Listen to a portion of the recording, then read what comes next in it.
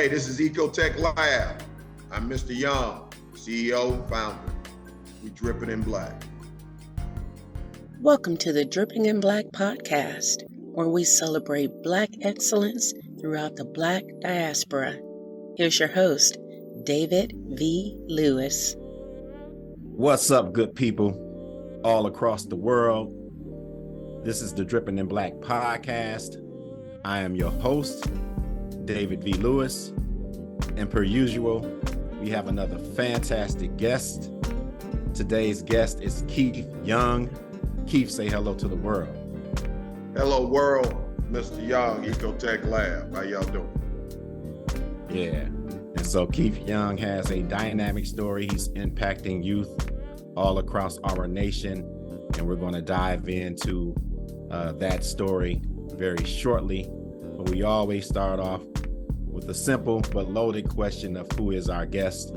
So who is Keith Young? Oh, yeah, that's a good question, man. Good question. That is a loaded question. So, like Keith Young, man, really just a country boy. Just a country boy from the South. And it is what it is. Polk County forever. Polk County forever. Central Florida, back there in the marsh. But, I'm really just a cat from the South, man, that came up to Detroit, learned a little bit about the city slickers. It's city slick. It's city slick, Chicago, Philly, Detroit, But, just come from humble beginnings, man. Come from humble beginnings from, small town in Florida called Winter Haven. Grew up in a real small community, not thousands of people, probably hundreds of people, everybody for everybody, wow. Right? Yeah, one of those situations. And so, coming from that background, what that did was that really set me on this pathway for, understanding what it means to think about family, right? Family first, that's how this goes. And building that system of people. And then, it just kind of led me through life to the point where now I'm the CEO of a research laboratory network, helping young folks all around the country, working with folks all around the world. But I'm still just a regular Joe, right? I'm still just looking at it as small town cat, coming up, working hard, right? Know how to work.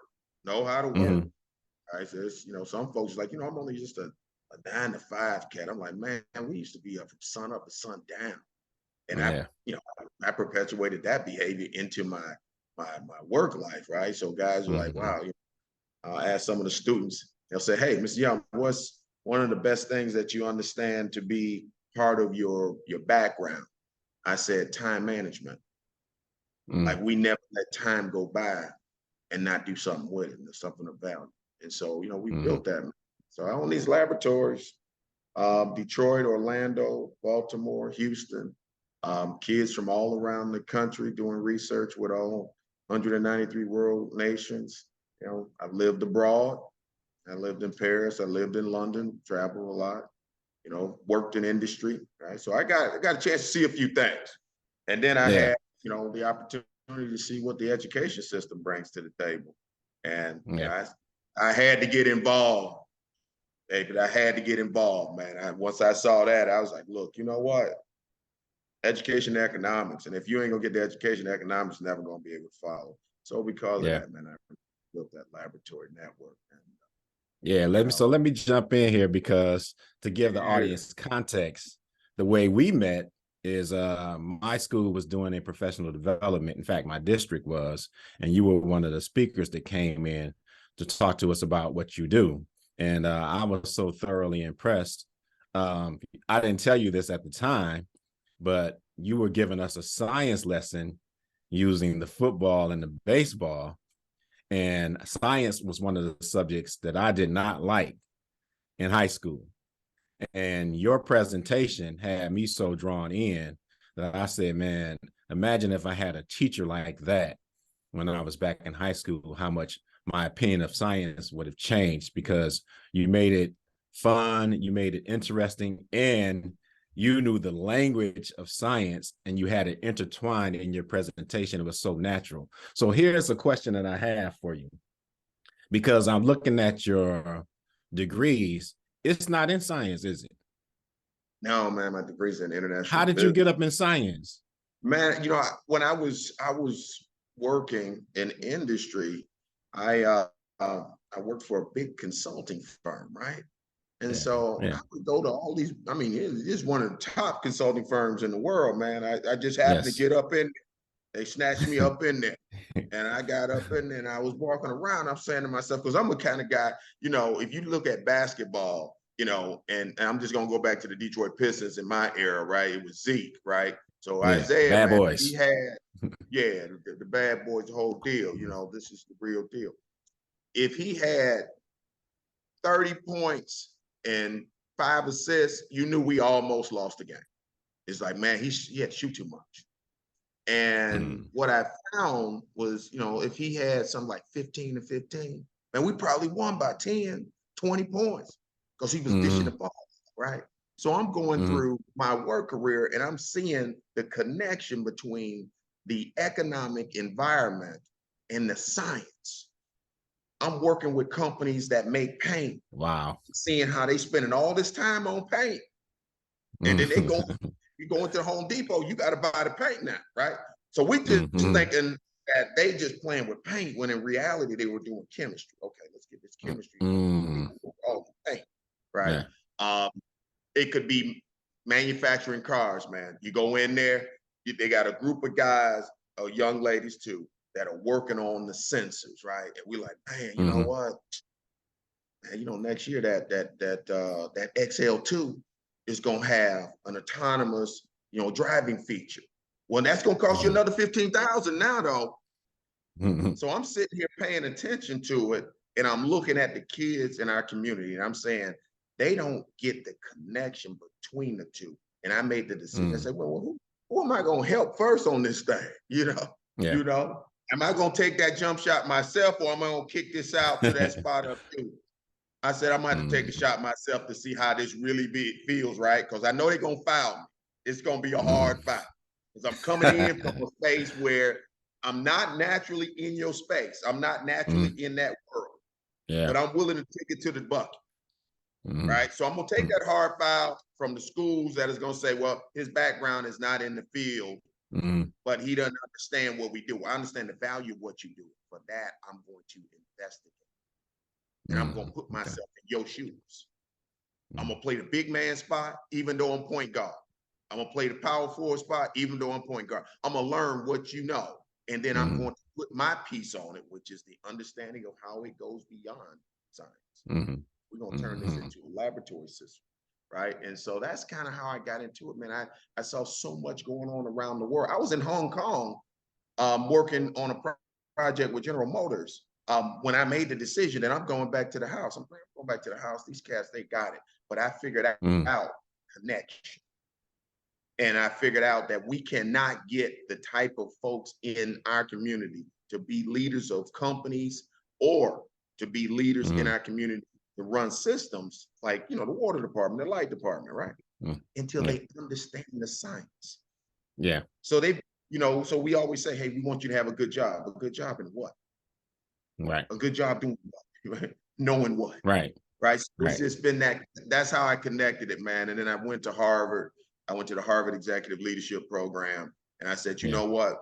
We're just gonna go hard, right? So I took a couple hard files though, Dave. I took a couple hard files, some intentionals too. It was intentional. Oh yeah. Yeah, like we got to get this guy out of here because he sees the connection between science and economics, and he's willing to put something in place for both of those worlds to come together for kids in urban communities. Yeah, and they wasn't back in the bad boy days. They weren't calling no flagrants for us. No flagrants. No flagrants. You just got to get up, go over. They called it against us, but they didn't call it for us. There it is. We gonna foul out, but you know they could have 7 fouls. You're like, well, wait a minute, you're supposed to be out. So I mean, it's that mentality, man. Yeah, I want to drill down now to your company, the lab that you created. Tell the world about that. What is it? I'm in one of my labs right now. I'm in the Detroit lab right now. You can peep it out. You see how I kind of got that. It's a real lab, man. You know, you can peep it out. It's the whole eye washing and everything. It's a lab. And see, this is what I'm trying to say, Dave, and this is why this is important. I built the laboratory to know that you have to have your own court to practice on. Okay, we both know that to be great in any game, especially in hooping, you better have the little backboard. I don't care if you got the milk crate. You need your own place to work on your game, right? Yes, sir. So I built out the laboratory. Somebody said, well, why don't you go to the school and just use their classroom? That's not a lab, right? Because you know, I hate going to basketball courts where there's no nets. You know, I need nets. I need the breakaway rim. I need the nets. Right. I need the lines on the floor. I need to know all this here, man. So if I'm in science, I need my chemical fume hood, man. Yes. I gotta have it. Right to the left of that, you see that incubator. I need my incubator, right? I mean, see back there, I need my microscopes. I can't go into a space where we have doing anything and thinking I'm gonna come out and be real good at what I'm doing, right? Yes, I need my 3D printers. You see how I'm talking about it? Yes, so sir. when I made the decision, man, I said, hey, look, I'm gonna find folks in my community that are going to be interested in this, and I'm gonna lead them through this process, right? So I'm gonna do the Pat Riley. I'm gonna take all this talent that's just everywhere, and I'm gonna put it in a space, and I'm gonna let them work on their game. And so I started with my own kids, man. I said, my kids, I say, hey, look, we got this gym and it's in Midtown Detroit, and daddy willing to pay for it. He willing to go work on it. I'm gonna put the nets up, I'm gonna draw lines, we're gonna work on the rim, we're gonna do everything. And then I want you to invite your friends. I want you to go to school, find somebody in your classroom that look like they want to. And I just brought those kids together as a group. And man, I just started saying, hey, I noticed you like life science. Okay, well, whatever life science you want to do, we're going to do. And I'm going to use my network to get you to Johns Hopkins. Hey, you know what? I noticed you like mechanical engineering. That's pretty good. You're good at it. We're going to get you a research project, and we're going to put some people around you. And you know what? I might know somebody over at Boeing. I'm going to go ahead and use my network to get you over. I'm gonna get you the nap. So now I'm putting all the dots together. I'm passing the ball. I'm kicking it out, right? I'm leveraging what I saw, and I'm leveraging what I have. And then I'm sitting down and saying, hey, you're passionate about geology. I'm passionate about geology too, but I don't know as much as you do, and I might not be as passionate, but maybe you can pass me the ball. So why don't we just go ahead and go to Mount St. Helens, and I'm gonna climb the mountain with you. Wow. I'm gonna go up with you. Junior, you in charge. And I'm gonna be your backup. I'm your Rick Mahone. When something go wrong, I'm Rick Mahone, right? I'll do the dirty work, right? You can't touch me. You can't touch me. I'm gonna come in. I'll hit you with that shoulder. That's right. Right. That's right. My man's he's getting ready to go to school, and he wants to be a neuroscientist. I'm gonna be the guy that stands in between that teacher that don't want to teach. I'm gonna be the person that says, you know what? Hey, I got a friend of mine that's a neuroscientist. At the NIH. I'm gonna go ahead and drop you a pick. I'm gonna drop you a pick. Let you get over. Man, I got guys. I got one of my guys who just graduated from Michigan State in May with a degree in neuroscience. And when he was in the 12th grade, he did a video here in the lab on his passion in neuroscience. Now he works at the University of Michigan's Neuroscience Center. Wow, go blue. I told him, I say, look, fella, this is why we set the picks. This is why we do the dirty work. Now I can go over to U of M Med and knock on the door and say, hey, let me talk to Antoine Green. And I don't need to have a pass. Okay. I don't need to have a special invite. Just tell him to open the door. Buzz me in. So tell me, when did you start the lab, and how long has it been going? Man, I started this lab back in 2005. I'm going on about 18 years now, close to 20 years.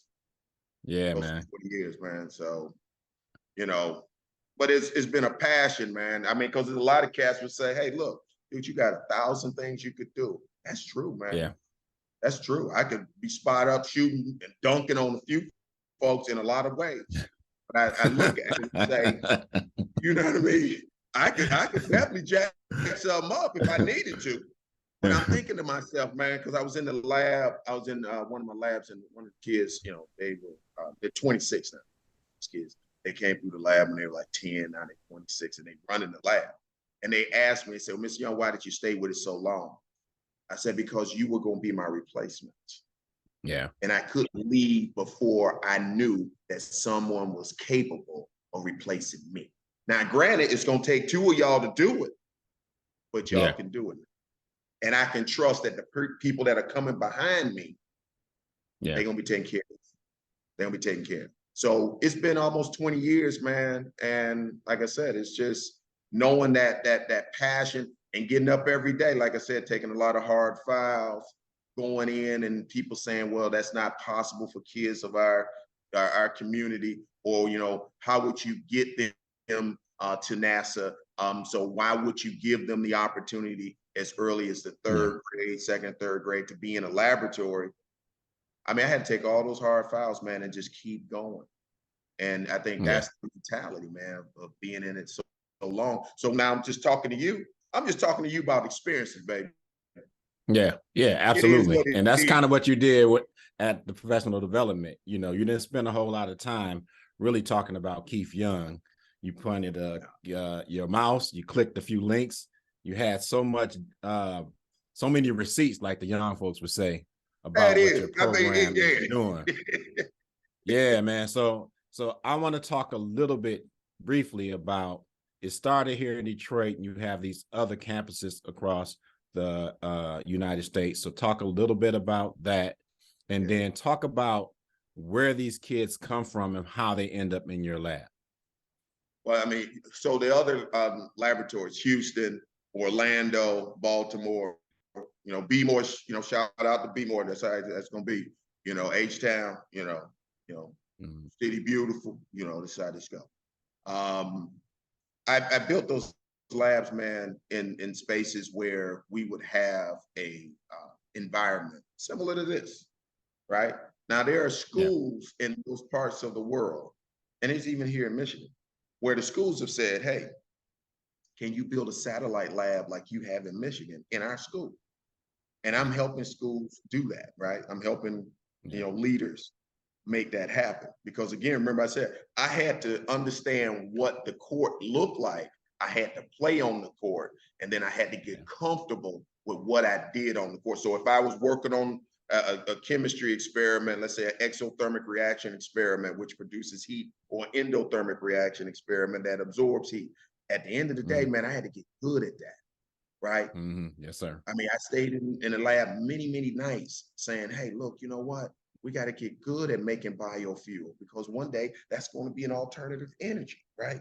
We got to get good at hydrogen energy, right? So all of those things happen in those other cities as well, right? Now, the deal is, in those other cities like Orlando, it's a different population. It's a different group of kids, different families. But in Florida, you know, I'm a Florida boy. That's how it goes. You know, in Florida, they have this thing called citrus greening. Citrus greening is a plant-based disease that affects all of the orange trees down in Florida, right? And you know, Florida is, you know, Sunshine State, got all this orange juice, but those trees would reduce the production of orange juice. And so I know a lot of those families, they depend on the citrus industry, right? So I used to pick oranges when I was growing up. I picked grapefruit, I picked, you know, oranges and all that, and blueberries. Like I said, I'm straight from the South, straight from the farm. Yes, sir. So I learned all these behaviors. And, you know, so the kids in Florida, they may work on research projects related to their community that impacts them more directly. Like the project we did on citrus greening, man, we took that all the way to the United Nations, right? Because Brazil provides a lot of orange juice to Florida as an alternative to the orange juice that they've lost in the production of the trees. Baltimore, B-more, you know, a lot of kids over there, they're involved in life science, right? I like to see them do a lot more chemistry and material science. they're real into life science, right? Because you got Hopkins there, you got the NIH, you got that whole DC, network. And so you pretty much are creating space, man, for where they are. Here in Michigan, kids, automotive, so we got them working on electric vehicles. We got them working on, battery technology, material science of EVs, looking at, smart systems for autonomous vehicles. So, the laboratories are built for a kid to do any research, but I do understand that community has certain things that they, built some trust into. Right. So automotive, we still need more doctors here in Michigan. We still need more folks that are doing computer science here in Michigan. We need folks that are geologists in Michigan. But the folks, when we started in this space, everybody said, hey, we're an automotive place. You know what it says? Put the world on wheels or something. I don't know. Everybody on wheels now. So, we might want to do a better set of wheels. And then to your other point, you said something around. So I'm thinking, like, if I'm a parent and I'm watching this and I want I'm interested in my kid joining the lab, what's the process? Really, you bring up a good point. 98% of the kids that come into the lab come through the families that have already been here. So it's really a word of mouth communication. However, we do have a system in place where, let's say over at Robichaud or at your school, and let's say Mr. Mallet, who's the principal there right now, says, hey, look, you know what, Mr. Young, I need you to come in. I need you to talk to the young folks and tell them this is an opportunity. And then we'll schedule interviews, right? So to get in the lab, you have to be interviewed. We've been doing interviews probably for the last couple weeks around the country, and we're interviewing the child with the parent in the room. We're interviewing the child, and they're saying, well, Mr. Young, what is an interview about? Well, the interview is not about how smart they are. I don't care what school they go to. I told you I came from next to nothing. So guess what? The school you go to ain't going to impress me, right? Young, I'm a 4.0. That ain't got nothing to do with nothing. I can write 4.0 on any sheet of paper. I can make up a good GPA for you if that's what you want me to do. No, that don't mean jack. If a person comes in and says, hey, look, you know what? I want my child to be interviewed. Okay, bring the baby in. I want you to stay here, mama, grandmama, uncle, whoever at the house, because we need somebody to block. Right? Just like for my kids and for the kids around the country, I'm not Rick Mahone. I'm that enforcer. Right? We need enforcers at the house. Right? Everybody can't be like, you always got that one person on the team, man. That's our enforcer. He gonna hit you first before he talks. I'm saying I need the enforcer at the table. And then I give a child a chance to come into the lab and show us what they can do, right? So I don't ask them any questions. I say, put on the lab coat. Let's go do this interview, right? Now I need you to go over there to the sink, grab me a graduated cylinder, put 50 milliliters of water in there, and then tell me what the net mass of the water is backing off the tear weight of the graduated cylinder. I'm looking to see not how smart you are, but how do you handle not knowing? Because I know a lot of times, Wow. So they pop into the lab. So Mr. Young, I don't even know what a graduated cylinder look like. They might grab a test tube, put 10 milliliters of water in there, and don't even know they got a test tube. And I'm not gonna say, well, you know what, that's wrong. I'm gonna say, okay, hey, look, this is different than what we asked for, but go back and do it again. So you grab the test tube, that's good. Okay, good. Now you know what a test tube is, great. Go get the graduated cylinder like I told you. Oh, you came back with an Erlenmeyer flask, that's good. You know what an Erlenmeyer flask is, but I told you to go get the graduated cylinder. So I'm working that mind right now that, you know what, I asked you to make this layup. Okay, yeah, you got it off the backboard, but you weren't close enough. Okay, let's do it again. Get your steps right. Do it again until you get it right. And then that's the interview. So we do that for about 10, 15 minutes. And then if we we find out, okay, this baby here is willing to go for it, even if they don't know. That's the person we want. Man, that's the one. Hey, right. Hey, that's awesome. I know your time is precious, so I'm gonna move along a little bit. I could talk to you for so long about stuff, and I'm a teacher, I'm just and you know that. What I do, baby. Did you ask? It's so inspiring, and there's so many ideas on ways for me to think about the way I'm teaching, because you taught in that interview, you taught the kid the stuff that they grabbed, you taught them what they actually grabbed. That's right. While Whatever they didn't know, they know getting them to what you were trying to get them to do. There it is. I didn't make it punitive. I didn't make it. It was science, man. It's everything man. that when you grow up learning about what science is, that's what science is, right? It's the actual doing of the work. Right. Yeah. So I want to give you a chance to talk about the startup portion of the lab as well. Yeah. So talk a little bit about that. Yeah. Well, so I mean, you bring up this great point around education to economics, and we've always said, hey, you know what? Why in the world am I learning about water if I'm not going to be in control of the water? What's going on? It's my time. And so we've always said, whatever we know, we should be able to monetize it enough that we can be involved in the growth of that topic, right? So let's say, for example, I'll take you all the way back, man. You know how a lot of organizations, they go through and they say, hey, look, we gotta, exist. So we got to get us a grant, right? Now, remember on this, Dave, I venture capital my stuff, right? So I went into the refrigerator and said, you know what? No more steak. It's gonna be ramen noodles and everything else. So I caught a little heat on that. Like, well, wait a minute. You used to get that expensive bread. Now you get that bread 2 for 1.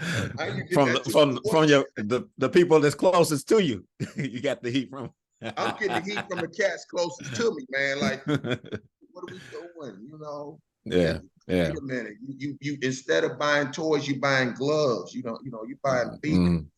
So I'm thinking to myself, they need to understand really how this go, that if you're not willing to invest in yourself, then guess what? Nobody else is going to invest in you either. I mean, I'm gonna put this out here, but if a kid goes to school for 13 years in a public school system and don't have to pay, what in the world are they asking for a waiver for the application fee to get into the little school at the college?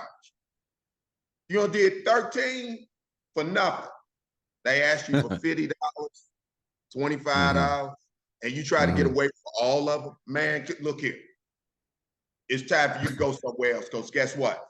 You don't realize that the economics of what you get back has to be what you also put in.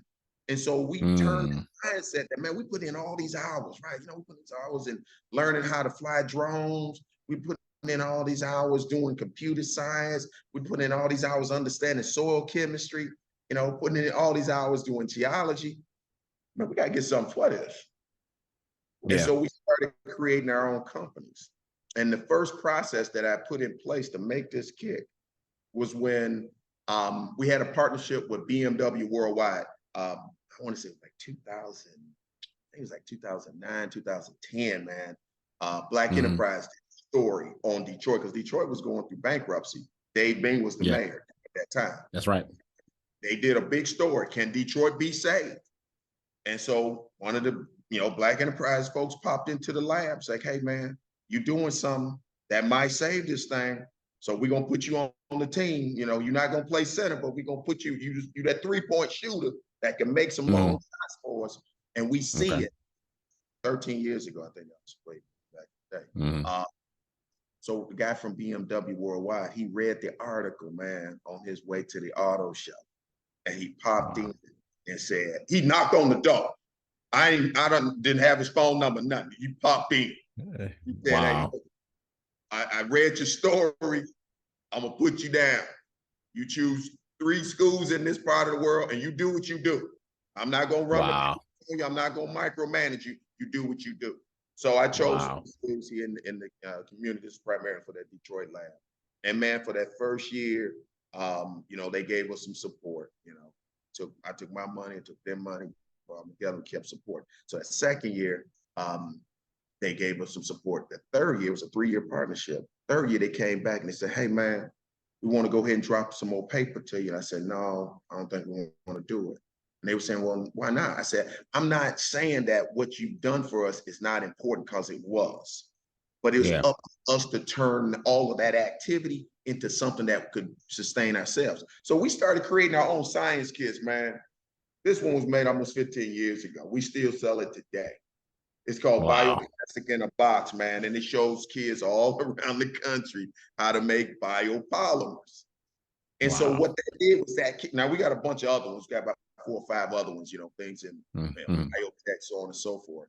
But this was the first one, man. And what we did was we turned all of that behavior of learning into an economic benefit that would allow us to continue forward and still do what we do and still make a little bit, you know, in terms of resources so that we could bring something in, right? Too much was going out, but we need to bring something in. And what we had in our head is what was going to bring something in. So that's what we did. And then that behavior just started to permeate where we've created 15 companies. Yeah. So we have a company called Aeronautical Systems, man. It's for drone technology, and it's that advanced drone technology, programming the drones, using the drones underwater. You know, we got a company called Autonomous Security that does cybersecurity for autonomous vehicles and autonomous devices. I mean, but it all started with, hey, look, we want to figure out how to make this little bioplastic now. You go, okay, you're going to get that right now. And you put that in a box, and then you put that to a place where people can understand it. Now you start thinking bigger, right? We got a company called Geohazards that does, you know, brownfield remediation using phytoremediation technology. Right, that's run by one of our alum. You know, he's got a PhD in geology. Yeah, future guest for us. Yeah. I mean, this is what I'm saying. Jordan Massey, his name, Jordan Massey. He did his PhD I think it's Oklahoma State in geology. He was over in Morocco this summer doing some work. But you know what I'm saying, man? It's just education economics. And I started way back when we're talking about being from a little small town in Florida. Where there was a team-based mentality, and we were playing to win as a team. And this is just growing. I mean, I'm just still doing the same stuff. Yeah, man. Awesome story. Like I said, we can go on for too long, and so we'll have to cut it. I got some crazy stories, boy, I tell you. Man, you know, and I want the audience to know this vibe that I got when I met this guy. And he's just real like that. He just come off like that. He's got 1,000 stories. They're all of excellence. He's doing so much wonderful things. And then he does not want to take the credit for it. He wants to put his kids out and show them off. And so I appreciate him so much. But we must get to the most significant and challenging question that we ask each and every one of our guests. Man. I'm going to tell you the same thing. Go ahead. All right. Have you ever been on the cover of a magazine? Man, I have. Actually, let me just think. They put me in the magazine, but I don't know if they let me be on the cover. I don't know if I'm ready for the cover, Dave. I'm gonna be honest with you, man. You know, I do have something. I'm gonna peep this. Now, you know, they definitely covered me in magazines. I definitely had a picture or two in the magazine. As a matter of fact, they might have thrown me on the newspaper cover a couple times. But this is the one I like the most, dog. This the babies Society of Plastic Engineers, the world's largest engineering organization. This is my rep right here, right? Jonathan Bryant, Victoria Hatch. Victoria goes to Kettering University now. Jonathan's over in at Michigan. They made the cover, man, and this is for the SPE, and SPE is the world's largest materials engineering organization. It's like 86,000 members around the world. Wow. Yeah, these two beat out that, what is it, 85,999? They got the 85,999 out the way and made the cover, baby. I don't think I've ever made the cover on nothing, though. You know, I'm still, you know, trying to cut through it. I was in that, though. They had me a couple pictures inside, but that's it, man. Yeah, you made it inside, but that's so awesome, man. And those are the stories we don't hear a lot about on our local news when we representing our young people. And so that's so powerful, and that's such a major receipt. And I'm glad that we were able to talk a little bit about that here. But we think of ourselves as Dripping the Black as ahead of the curve, just like you were. And so my executive producer, S², is going to give you what you rightly deserve, and that is your magazine cover. Check you out. What's up, baby? That was back in the day before all the gray, baby. That was back in the day before all the gray. And when I looked at that picture, man, one of the guys in the back, the one by the fan, that's Antoine Cruz. He works for North Grumman. And Antoine, he's got an undergrad in mechanical engineering. He's got a master's in computer engineering, and he's got a master's in electrical engineering. These are bad boys. Yes, back in the day, man. I appreciate it, man. I appreciate it. Yeah. Yeah, that is. You see, I got that plant there, though. You see, I got that plant. Yes, sir, man. And you got your kids in it as well. And that's a big thank you from us to you, for coming on and sharing a portion, just a bit of your story, man, with us. And we're just glad to have you and have you come on and do that for us. Any shout outs you want to give before we close this thing out? Man, I mean, to be honest with you, God, there's so many shout outs that you want to give. And I appreciate you giving me this opportunity, because a lot of times, man, when I'm in a platform and I'm talking about what I do, I want to give the shout out, right? Because, I'm the assist guy. I like to throw assists and not just dunk the ball for myself. I say the first shout out is going to be to my kids, right? Key, Junior, Brianna, Amber, and Kayla. They were the first ones that were saying, you know what? We'll get on the floor and we'll play. Even if you having us run these drills, right? And they've all stayed, in the science space. My baby girl, Kayla, she's up at Michigan State now in food packaging and with the College of Ag and Natural Resources right now. So she's been dominant. I like to also give a shout out to the students, the ones that have come through and set a path. Chandler Harris, Jordan Massey, William Marshall, all those guys, Antoine Cruz, Antoine Green. I could just go on and on, man, but these are guys that just jump out to me. Annie Moore, Annie's got her master's degree. She works for the city of Detroit, runs the urban planning division for green spaces.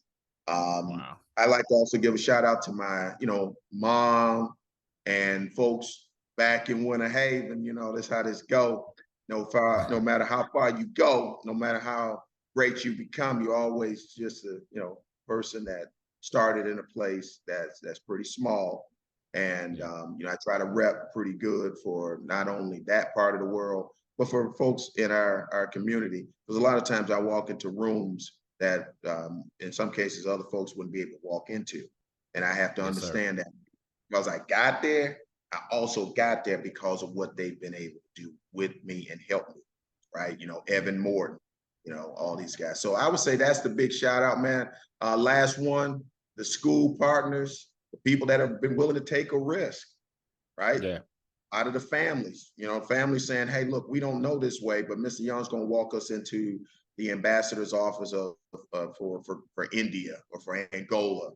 And my kid is going to be able to speak intelligently and scientifically about what they do. I like to say thank you to the families for believing in me and believing in my leadership.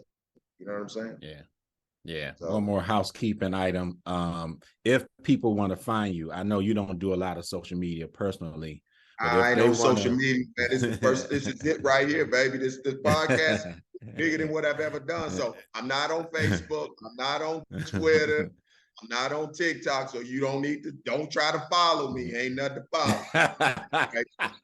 But if you really want to be down, you know what I'm saying? So if you're trying to follow me, good luck. Good luck, Doc. Good luck. Ain't gonna happen. But if you really want to be down and want to help your family or help somebody in our community, you can send an email, to my assistant at ecoteklab@gmail.com, or you can visit our website, right? I really encourage folks to go read about and look up the stuff we've done. So like go to Google, Google experts. Y'all know how to do this stuff. Go to Google, type in Ecotek Lab and my name, or Ecotek Lab in Detroit or Houston. Just put that in. Stuff just gonna fall out. Right? Hey, stuff is gonna fall out. Videos are gonna fall out. It's impressive, man. That's what I'm saying. All I had to do, baby, is say, hey, Here's the link. So when people say, Mr. Young, how do I keep up with you? You could just Google this stuff, man. Right? Don't follow me though. Yeah, but don't follow me though. Don't follow me because there ain't gonna be nothing really going on. Actually, you be like, well, shoot, I'm following it, but it's the Detroit News is writing about it. The people at NASA are writing about it. The guys at the United Nations are writing about it. You can follow him because he's doing the work. And I think that's the reason why I built Ecotek around that byline, science at work. Man, it's just too much of science that's not being done in our community. Yeah. We have to change that behavior through the culture. Right. So our culture is consume, consume, consume. What you gonna give me? How you gonna hook me up? No. What you bring to the table, right? And then how do you contribute? How do you bring something to the table that makes a partnership work? That's the reason why this laboratory is working, man. These kids are not coming in here into these laboratories talking about, Mr. Young, you're gonna teach us science. I'm like, what do you bring to the table that makes science interesting for us and it can benefit you and I? Yeah. That's really how I go down.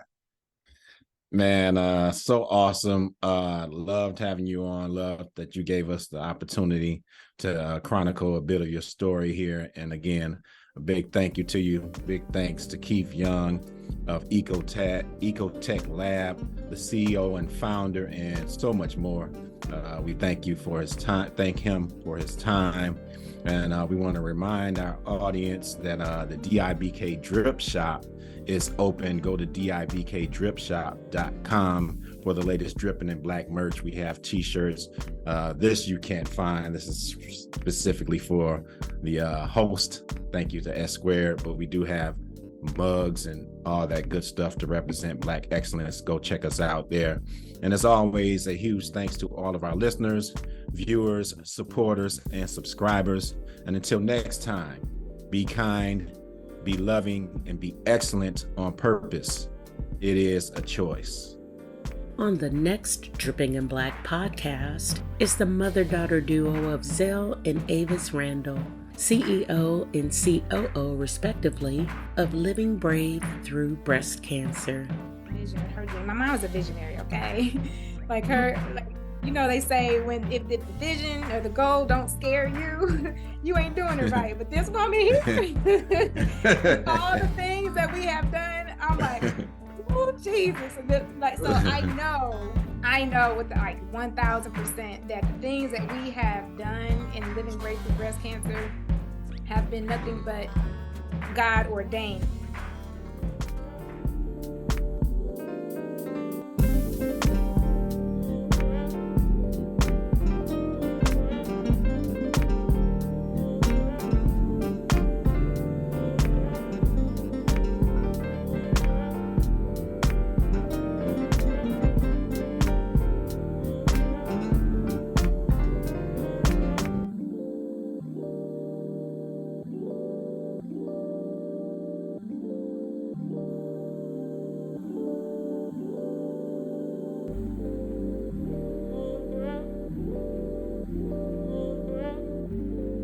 You have just experienced a Dripping in Black production.